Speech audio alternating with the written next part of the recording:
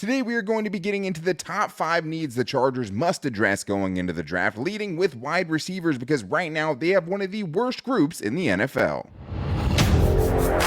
You are Locked On Chargers, your daily podcast on the Los Angeles Chargers, part of the Locked On Podcast Network, your team every day.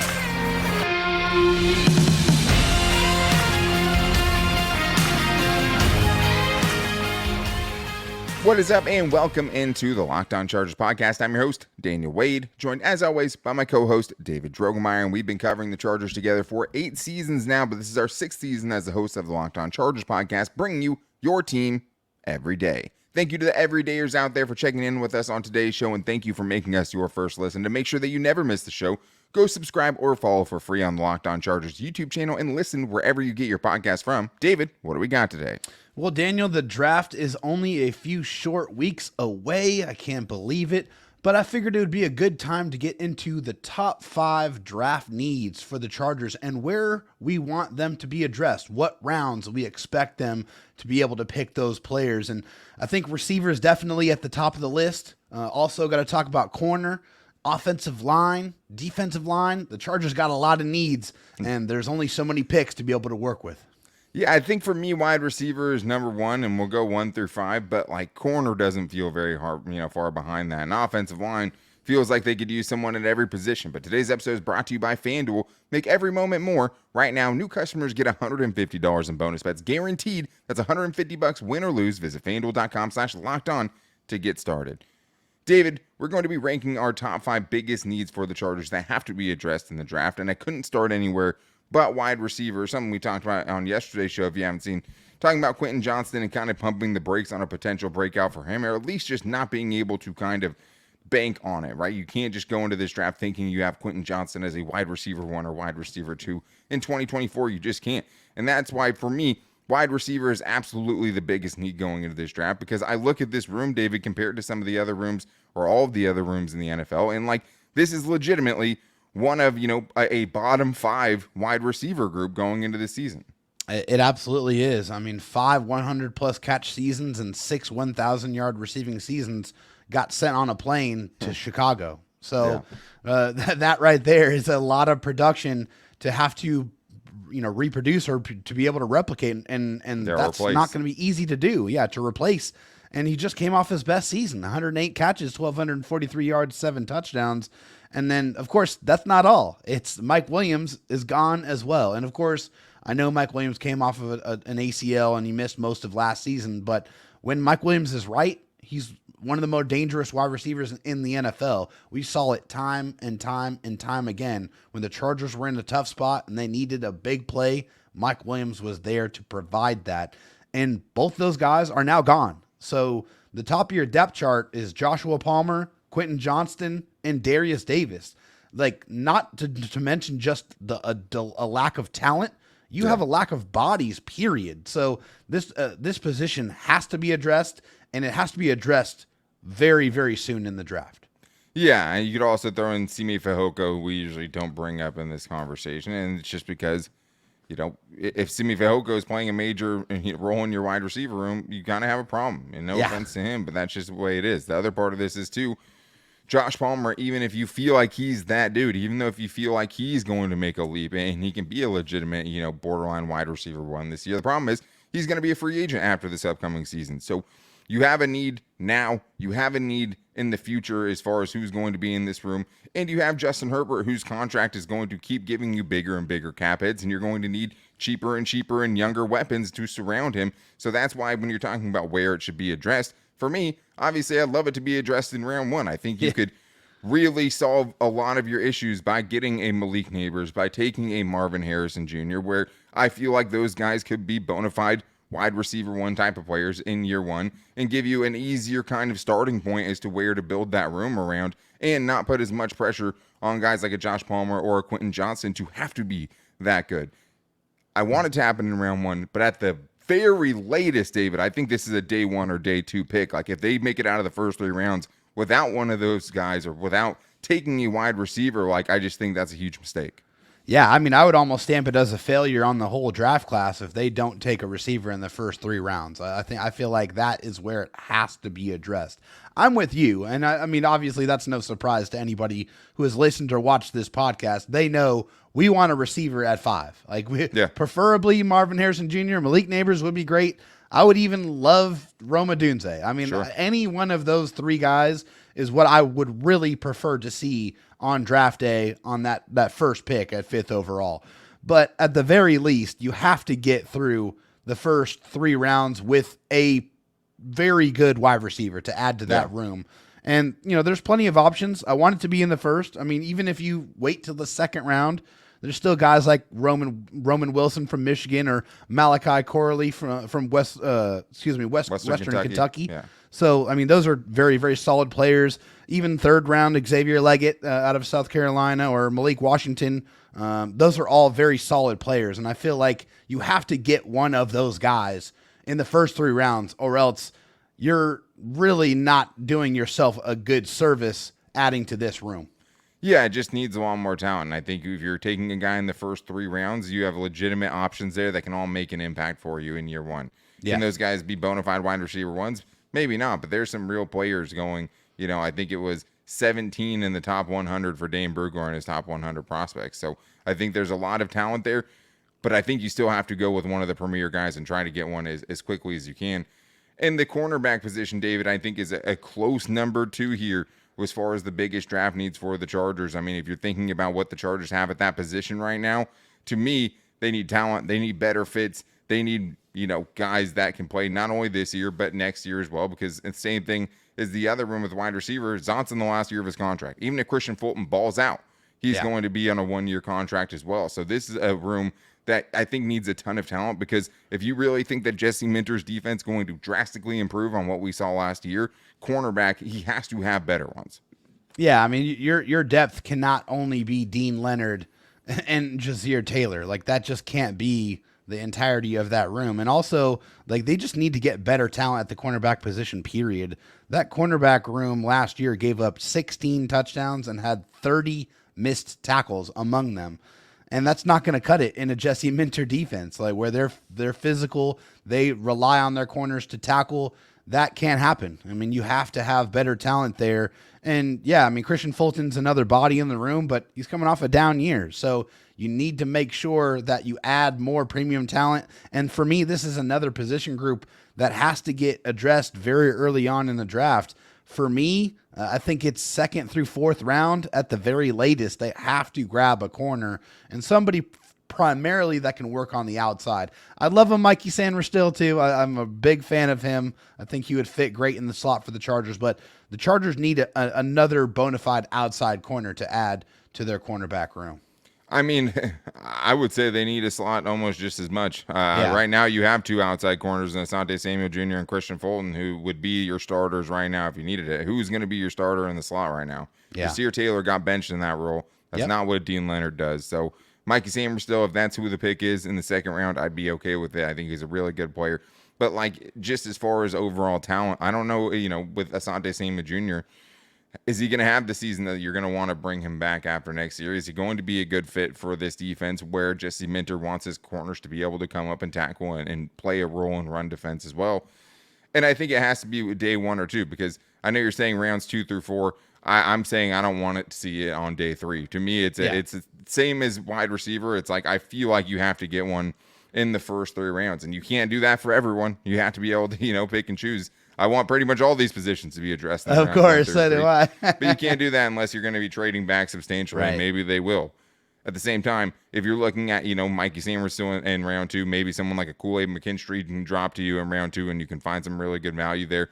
And then it drops off a little bit, and then you have the guys like the Kamari Lassiters of the world and other guys that you could maybe make the argument for at 37. Maybe you trade back from 37, and more of those guys kind of fall into the range where you're getting value and getting a position of need. So to me, 1st or 2nd round, if it's a trade back situation, I would absolutely be trying to target someone like a Terrion Arnold, right? Yeah. That to me would be even higher on my list if they were to trade back than one of the offensive tackles. But I think you have to address it not only just for this year, because you need more talent in the room this year, but in the future, that room is looking really, really just barren to me, talent-wise, right, and just bodies-wise. You're not going to have that many guys under contract in 2025. So those, to me, wide receiver, cornerback, absolutely the biggest two needs for this team going into the draft.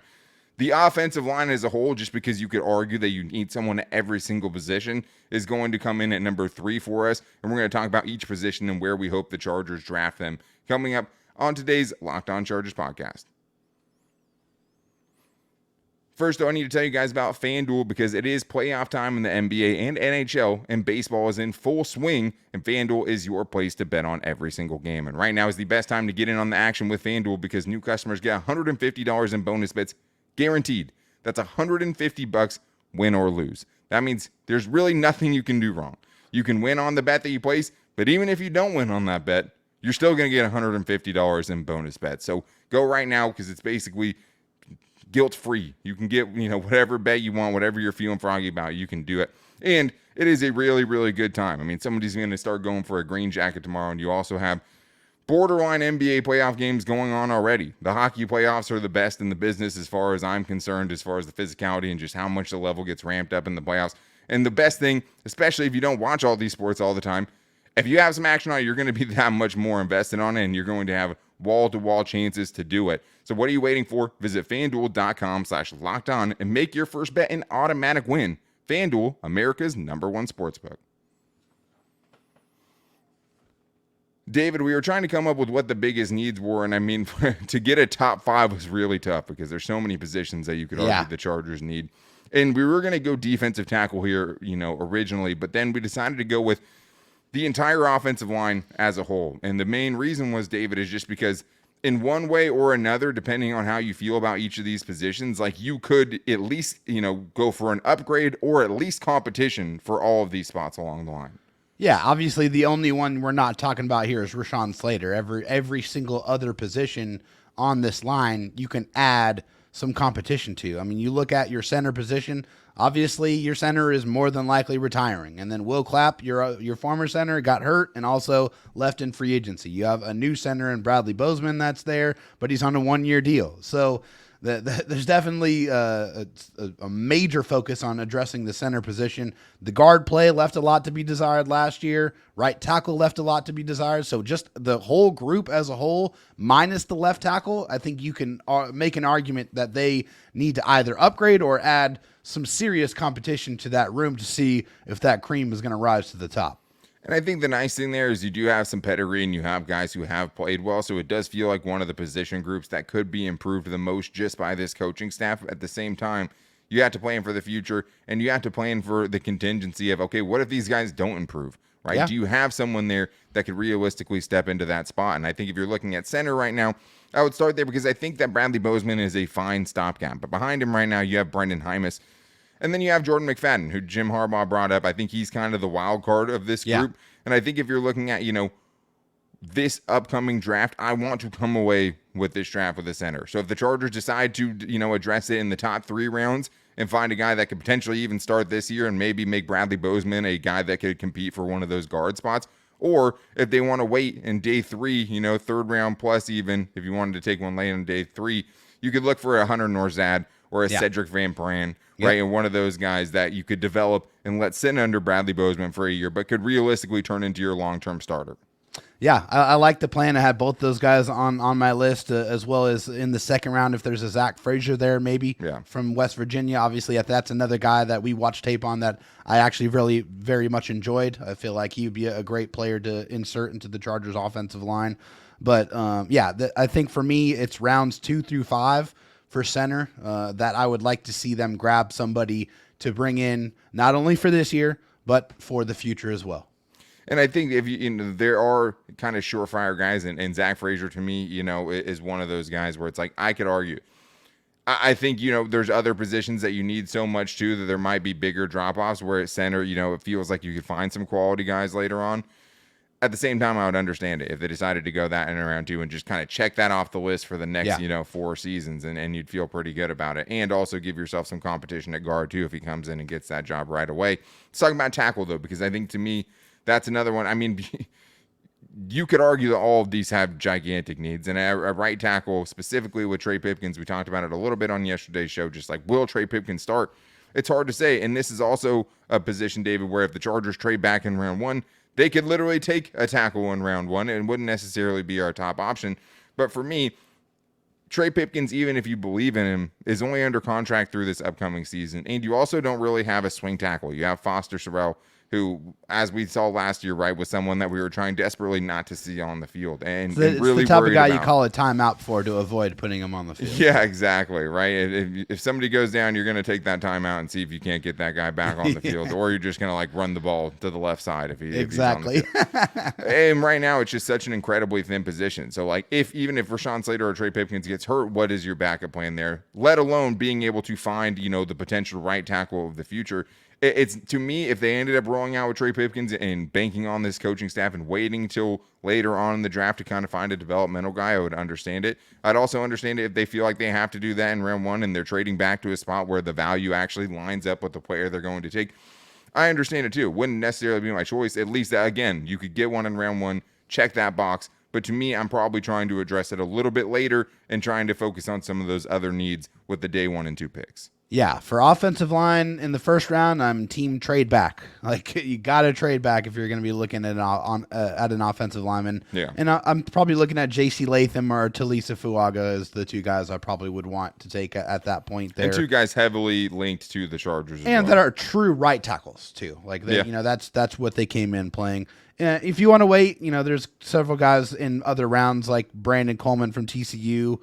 There's also Blake Fisher you could probably get in the 3rd round according to the Beast, or Christian Jones from Texas in the 4th round. So there are quality players. And this is, if you talk to anybody who's been covering the draft, universally, offensive line is the deepest position group in this draft class this year. Yeah. So this is not a bad place or a bad year to need help to get quality players, because you can find quality players up and down the draft. And I think a nice time too, yeah, if you want to take one later, you can let them develop this year. And if that ends up being one of your bigger needs going into 2025, at least you spent your day 1 and 2 picks on other huge positions of need that you have big question marks in the future anyways. So let's go to guard here, because right now that room is Zion Johnson, Jamari Sawyer, and Jordan McFadden. That's pretty much it right now. And I think at the bare minimum, what you're trying to find is competition for Jamari Sawyer and Zion Johnson, just because even with a first-round pedigree in Zion Johnson, I think he'd be harder to unseat out of the two of them.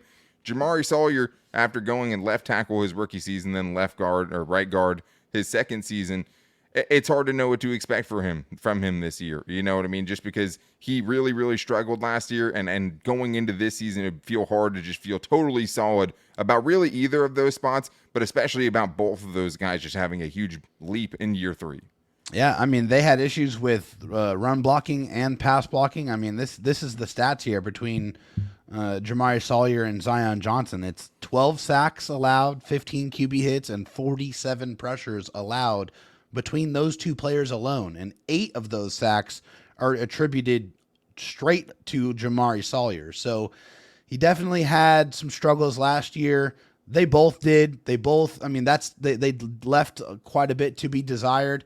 Hopefully, we can get some better production with the new coaching staff, with the new offensive line coaches, maybe with the new strength coaches, being able to put them in better positions to succeed. But they're guys that you need to add healthy competition to. So there's a couple guys. I think as far as where I want to address that, I think I'm looking in the 4th through the 6th round, at least for guard, is probably where I'm at. There's a couple of guys to look at there. Mason McCormick out of South Dakota State, and then a very familiar option out of Michigan, Zach Zinter. Obviously, we know Zinter had the leg issue with the leg injury there, but this would be a guy that you're familiar with, you understand the temperament, and hopefully he has some clean medicals that he can sit, get healthy, and then try to fight for a spot. Yeah, I mean, you need some help there. You need at least competition, like I said. Like, to back up what you're saying, Jamari Sawyer, 47th out of 55 in pass blocking efficiency. Zion Johnson barely ahead of him at 37th out of 55 with anyone with at least 300 pass blocking snaps last year. Both of them, poorly graded in run blocking. Zion Johnson, 46 out of 64. Jamari Sawyer, 56th out of 64. Minimum 200 snaps, and you're going to a very run-heavy offense. So yeah, I do think it's easier to project these guys being a little bit better. I just don't think that you can totally ignore it and just hope that, put all of your eggs in that basket without potentially getting some help there. And I think they didn't really do it by bringing in a veteran in free agency, kind of leading you to now where it's like you don't really have a backup plan. And it feels like it's a bigger need than you would hope when you have a first round pick and somebody who had such a promising rookie season like Jamari Sawyer did, right? So to me, the offensive line, third biggest need, just edges out defensive tackle, because I think defensive tackle, first of all, when's the last time the Chargers had a, really impactful player at defensive tackle? But the other thing is who's starting for the Chargers right now at defensive tackle going into 2024? We're going to get into that in the running back position on today's Locked On Chargers podcast. First, though, I need to tell you guys about eBay Motors. Passion, drive, and patience. The formula for winning championships is also what keeps your ride or die alive. eBay Motors has everything you need to maintain your vehicle and level it up to peak performance: superchargers, roof racks, exhaust kits, LED headlights, and more. Whether you're into speed, power, or style, eBay Motors has you covered. With over 122 million parts for your number one ride or die, you'll always find exactly what you're looking for. And with eBay Guaranteed Fit, your part is guaranteed to fit your ride every time or your money back. Because with eBay Motors, you're burning rubber, not cash. With all the parts you need at the prices you want, it's easy to make your car the MVP and bring home huge wins. Keep your ride or die alive at ebaymotors.com. Eligible items only. Exclusions apply. eBay Guaranteed Fit only available to U.S. customers. David, we still have our fourth and fifth biggest needs for the Chargers, and this is where it got really tough because, like I talked about earlier in the show, you could really make an argument for so many positions, and we're not even going to talk about safeties or linebackers or tight ends today, and I think to some degree you could argue the Chargers have big needs at all of those positions. But fourth, we decided to go with defensive tackle. Going to talk about that, but first I want to tell you guys to make sure you're checking out Locked On Sports Today, the first ever 24/7 national sports streaming channel covering sports from all over the country with local experts bringing you the local insight that only Locked On can provide, because it's your team every day, and that's what those guys do, cover those teams every single day. So make sure you guys go subscribe to that. But let's talk about defensive tackle, David, because this one could have been number 3. You could make an argument, Easily. That like it's pushing even into the cornerback spot as far as just like how much you have a need there, given the uncertainty of the players you currently have. Because I think Asante Samuel Jr. is probably more proven than any of the guys, at least on a full-time, full-game basis, than anybody you have in that defensive tackle room right now. So right now you're looking at Morgan Fox, Poona Ford, Tito Abonia, and Scott Matlock. Who is the full-time starter of that group right there, David? And I think, it's hard to answer that, which makes this the fourth biggest need the Chargers have that have to be addressed in the draft. Yeah, I mean, I think if you had to, put a gun to my head and say who's going to be the one that's going to start the most, it's probably going to be a guy that was inactive more games than he was not last season in Poona Ford. I think he's probably the guy that has the most experience. And he's not a full-time player, right? Like he's not. He's a rotational guy. They don't have anybody that's a 3-down defensive lineman. They really don't. Yeah. I mean, just with the experience. I mean, Tito Abonia coming off injuries and up and down play. Morgan Fox, more of a situational pass rusher. Scott Matlock is just kind of a solid, technically, decent. Yeah, player. He had a rough rookie season. He would have to improve a lot to make an impact. Absolutely. So I think it's very important because not only do they not have a lot of experience, but they lost their better defensive linemen, due to free agency or making cuts. And those guys weren't good anyways. So. Right, yeah, they weren't. So they just need to upgrade the talent and the availability of their defensive line room. That's why it's a very, very important need to address. This position group has been a huge issue for the Chargers for such a long time. They've tried to find Band-Aids under the Telesco era, right, with the Brandon Meebanes and the Linval Josephs of the world, and it never worked because they tried to fill, a systemic issue with Band-Aids. And it just, the last time the Chargers had a truly impactful interior defensive lineman was probably the peak of Corey Liuget, right? I mean, if you're talking about Corey Liuget, okay. Yeah, I think double-digit sacks in one of those seasons or close to 10 sacks in one of those seasons. And he was a guy that was considered a bust as a first-round pick for a lot of those seasons. Yeah. So, but yeah, Jamal Williams, another guy, obviously, if you're talking about truly, Pro Bowl level player, it's Jamal Williams is the last one they've had at that spot. And I just think which is like 20 years ago. You have, guys like a Morgan Fox, who is a pass rush specialist, but is going to be a liability against the run. You have Poona Ford, who's a rotational guy. Tito Abonia, who was injured last year, and we never really got to see him develop. And Scott Matlock, who struggled as a rookie.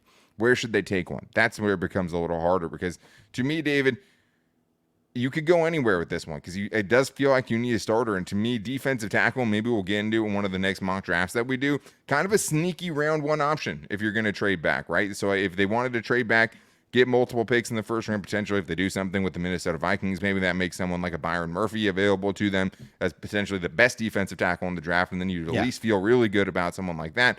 Or you even get like a Johnny Newton from Illinois, someone like that. So I do think it's a sneaky round one option if they decide to trade back.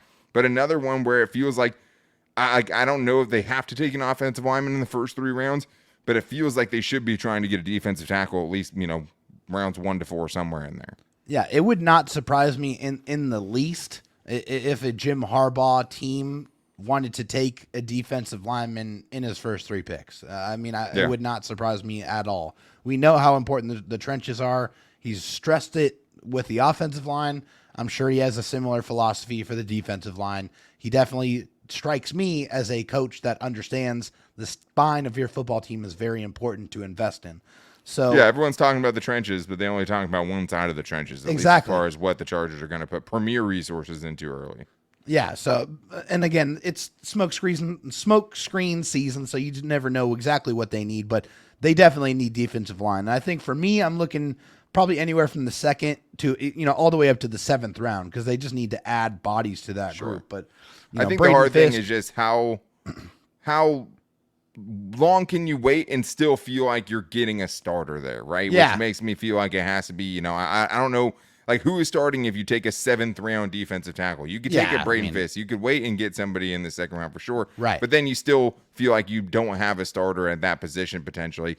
Running back's a little different, and running back was close because safety and linebacker, you can make the argument it's a bigger need than running back because I think you feel pretty good with Gus Edwards, but it's not only going to be Gus Edwards. Right. And right now the room is basically Gus Edwards and Isaiah Spiller. Hard to expect much from Isaiah Spiller at this point. Feels like a position that has to be addressed in the draft. And maybe it's something that still could be addressed with something like J.K. Dobbins in free agency or something like that. But I think the big question here for me is like, how do you want to complement Gus Edwards? Are you going to try to find a more north-south runner, or are you going to find someone that has a little bit more juice, a little bit more speed, and have that kind of home run threat next to him? Either way, David, it's one of their biggest needs in the draft. It absolutely is. Yeah. I mean, they lost Joshua Kelly to free agency, and Isaiah Spiller hasn't been able. I know. Trust me, I'm rolling my eyes. Austin Eckler, obviously. Yeah, Austin Eckler obviously is the big name. He's going to be gone. So, and yeah, he came off of a down year, but he scored a lot of touchdowns in his prime for the Chargers. So, like there is some production to have to replace there. I think for me, for running back, it's firmly in the middle rounds is where I want them to attack. I feel like, especially the way that the beast is set up, feels like there could be a pretty strong run on running backs in the 3rd through 5th rounds. And maybe that 4th round specifically. The Chargers have 2 4th-round picks as it stands right now. I would not be surprised, and I almost entirely expect that one of those 4th-round picks will be spent on a running back. And I think one of the guys I'd like to see them target is Trey Benson, which is one of the guys that we've covered on the show. He's a guy that's a north and south runner that does have some pretty soft hands to make some moves, and he is productive in the screen game, has home run ability. I feel like he would be a good complement to Gus Edwards. But somewhere in that middle rounds is probably where I would like to see the Chargers attack that running back issue. Yeah, I mean, it's hard to imagine anything before round 3, just because I don't know if there's going to be a running back. Maybe, a Jonathan Brooks goes in round 2, or maybe a Trey Benson goes early round 3, just depending on how needy a team is and how much they need a running back. But it does feel like some guys could fall to you, and you could get one at 105 or 110. And the 4th round has kind of been a curse for the Chargers running back wise. When you look at the Isaiah Spillers and you look at the Josh Kellys and guys like that. But it'll be interesting to see if they go the first 3 rounds with that one, because obviously Blake Corum is out there. We know his ties to Michigan. When you look at this and you look at the beast, right? Dan Brugler's top 100 prospects. He has Braylon Allen in 97th, right? Considered, 3rd or 4th round pick. And then you could also go with someone like a Audric Estime, someone that Matt Williamson brought up as far as a north-south guy, or a Ray Davis, who's considered like a 4th round pick out of Kentucky. So there should be solid options. It's more of a flavor thing with these running backs, right? As someone like a Jalen Wright, who's super explosive, is probably going to go a little bit before you're willing to take one. Will Blake Corum fall to the 4th round? Maybe not. Will they feel like they have to go get him in round 3? I wouldn't love that. I think you have bigger needs. I think with Gus Edwards, you could try to get a 4th round running back and get the most out of that and let that person develop a little bit and turn into, maybe the guy down the road. That's where I'm at. Yeah, that's where I'm at as well, and that's what I'd like to see them do. But it's just hard to know, David, with this team, especially with how much emphasis they're putting on the running game, how far they're willing to let it, how far they're willing to wait. Yeah, we'll see. I mean, it's definitely going to be interesting. We know that they need to add a running back. It has to happen in this draft. So we'll see which type of running back they choose to pair with Gus Edwards. Yeah, and that's the other thing, is just stylistically, what are they looking for there? But that is going to wrap things up for today's show. Make sure you guys are back here tomorrow because it is Fan Mail Friday, and if you guys want to get in on that action, you can hit us up at LockedOnLAC on Twitter. We'll put a question and post out, or you can call into the voicemail line at 323-524-7924. And make sure you don't miss the show. Go subscribe or follow for free on the Locked On Chargers YouTube channel and listen wherever you get your podcast from. Can't wait to see what you guys have for us on tomorrow's Fan Mail Friday. We want to know what you want to hear about, and we'll be talking about it then because it is your team every day. So you can also find the show every day on our social media at Locked On Chargers on Instagram, on our Locked On Chargers Facebook page. You can find it on mine at Dan Talk Sports and David Drogemeyer, Dro Talk SD on Twitter as well. So make sure you guys check in tomorrow with Fan Mail Friday. But until then, guys, take it easy and go Bolts.